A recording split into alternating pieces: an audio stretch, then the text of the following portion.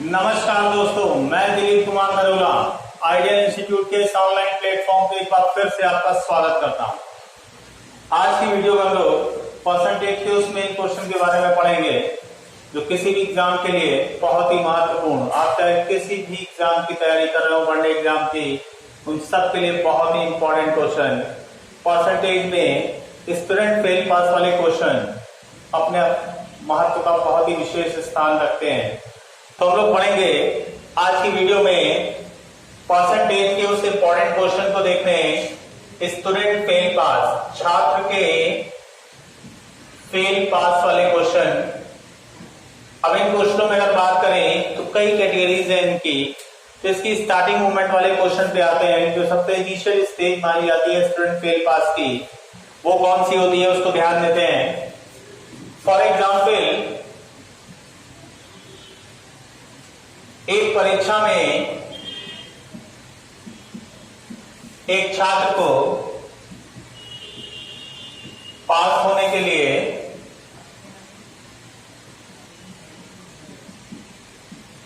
36% अंकों की आवश्यकता थी।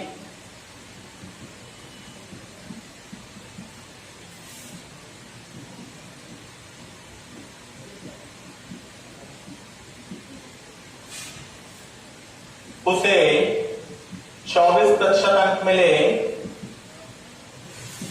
24% अंक मिले और वह 9 अंकों से फेल हो गया।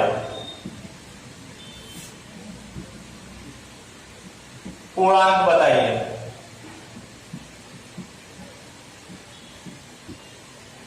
ठीक है, अब इस क्वेश्चन में अगर हम लोग ध्यान दें कि परसेंटेज की अगर बात करें तो परसेंटेज में जब पूर्णांक, अधिकतम अंक या कुल अंकों की बात की जाती है तो हम उस परसेंटेज को कितना लेते हैं, 100%। परसेंटेज में आप कोई भी चीज अज्यूम करोगे उस समय उसकी वैल्यू कितनी होती है, 100%, मतलब 100%।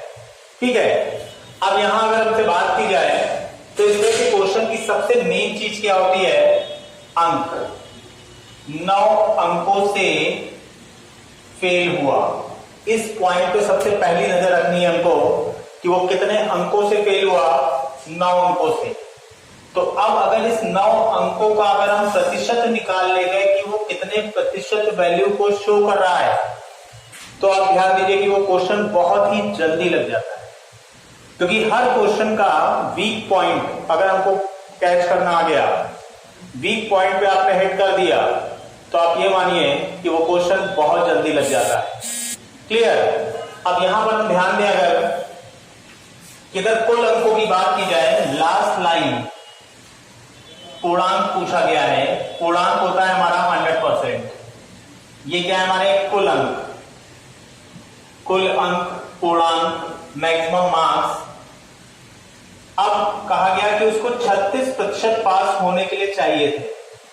पास होने के लिए कितने प्रतिशत अंक चाहिए थे, 36%। उसको मिले कितने प्रतिशत, 24%। कितने प्रतिशत से फेल हुआ, 12% से। 12% से क्या हुआ, फेल। अब इस शब्द को पहचानिए, 12% से क्या हुआ, फेल। अब इसको रिलेट किससे कराएंगे, 9 अंकों से फेल हुआ। अब देखिए दोनों मैच कर गए, यानी इस 12% की वैल्यू कितने अंकों के बराबर है, 9 अंकों के बराबर। क्योंकि परसेंटेज में केवल 2 ही चीजें होती हैं, 2 ही पॉइंट होते हैं जहां पे हमारी गलतियां होती हैं। वो कौन से 2 पॉइंट होते हैं, किस परसेंटेज वैल्यू से डिवाइड किया जाए और किस परसेंटेज वैल्यू से मल्टीप्लाई किया जाए।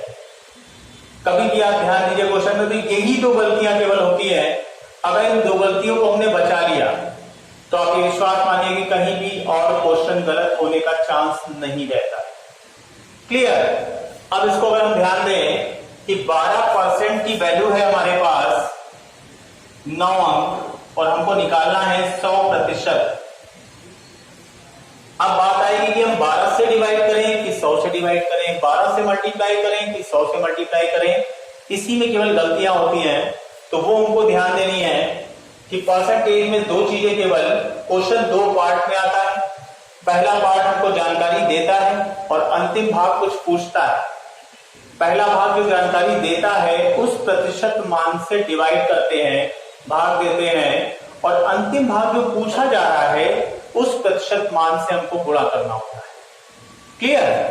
यानी क्वेश्चन का जो पहला भाग होगा, जो जानकारी दे रहा होगा हमको, जो भाग जानकारी देता है उस प्रतिशत मान से हम क्या करते हैं, डिवाइड, और अंतिम भाग जो पूछा जा रहा है, अंतिम भाग कुछ पूछता है हमसे, उस प्रतिशत मान से हमको क्या करना होता है, गुणा। केवल यही दो गलतियां आपको बचानी है पूरे क्वेश्चन में। अगर ये दो गलतियां आप बचा ले गए तो क्वेश्चन गलत नहीं होगा।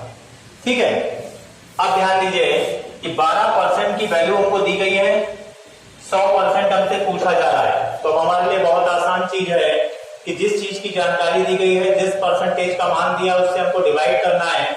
यानी 12% की वैल्यू दी है 9 और 100% हमको निकालना है,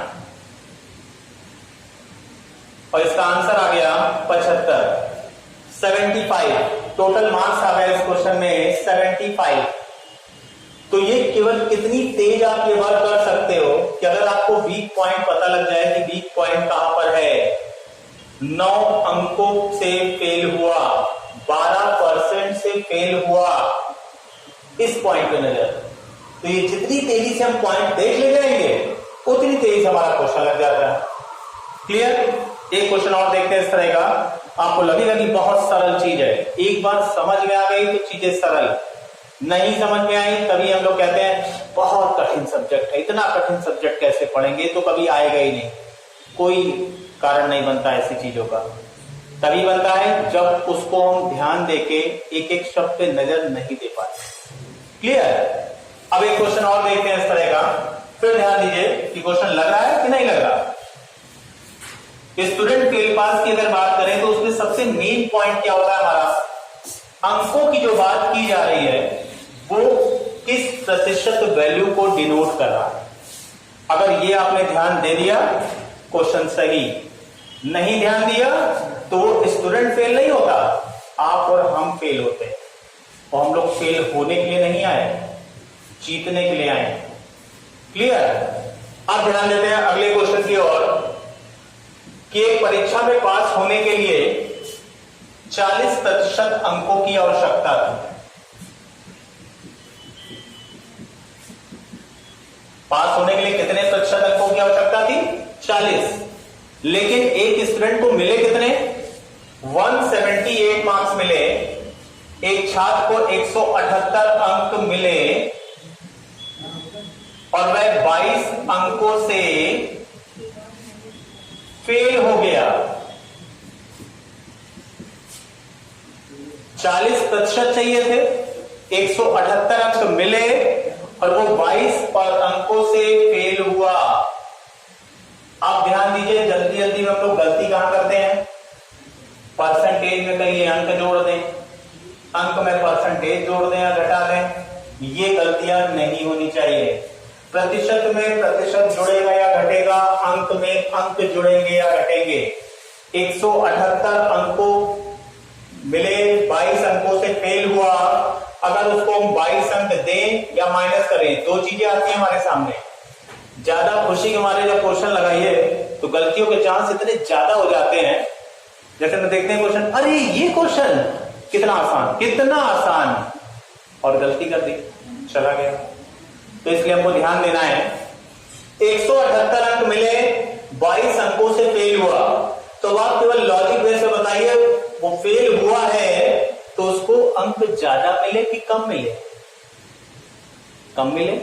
कम मिले तो इसकी गलती को ठीक करने के लिए क्या करना पड़ेगा, जितने अंकों से फेल हुआ जोड़ दीजिए उठा के, 22 जोड़ दिया, कितना आ गया 200, और 200 दिया, पप्पू पास हो गया।